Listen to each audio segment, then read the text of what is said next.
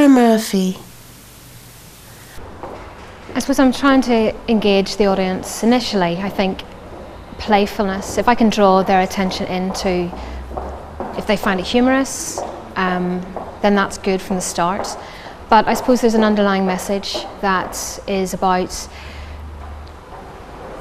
getting them to question, well, where the materials come from, the process, and why would I be reusing discarded materials or discarded objects? And to answer that, there's several reasons. I suppose from an environmental point of view, I want them to think about like conservation and reusing, and why would I be reusing? But also there's like a nostalgic kind of element to it. So there's like an emotional message there as well. People see objects and they relate them to their past because of their associations. I definitely think there's another engagement of trying to get the audience to rethink what jewellery is, what it can be, and the potential there. I suppose by using the discarded objects, yes, it draws them in. There is that nostalgic kind of element to it. My choice of using materials is from an environmental, well, an ethical point of view, but also there's other like aesthetic. So initially, like if I draw people in from the playfulness, it's because of how the objects look and the nostalgic element. The selection process starts off, well, there's several ways that it can start. It depends. Sometimes I set a theme. So for example, this recent series, I wanted it to be very much about the hunting, the process, because I think there's quite an intuitive process. You don't know what you're going to find, and then what you do find, I'm usually attracted to perhaps just the objects themselves, and I begin to piece together over a long period of time, because I collect these objects from various sources over a period of time, so that I then have a wealth of objects to play with. There's definitely an element of memory, definitely. From some of the brass objects that I'm using, I'm finding and then using, I can remember when I was a kid, my mum visiting one of her elderly friends, and there was brass ornaments everywhere in the house. So for me, it's very nostalgic. And now I'm finding them in car boot sales, charity shops, anywhere, because they're being discarded. So whether or not that generation of people that use them as ornaments, once they die, they're then being kind of recycled and reused.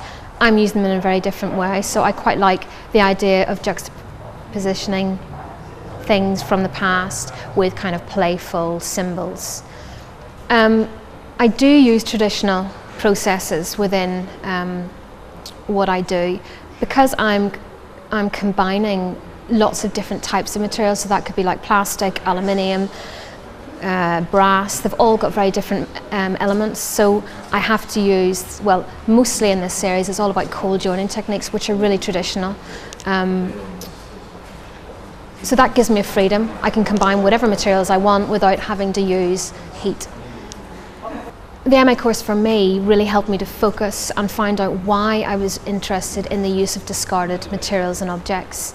And that whole process, I ended up using packaging, so reusing, should I say, packaging. And I was really interested with that element of using objects or materials that have been designed for one use only to then be discarded.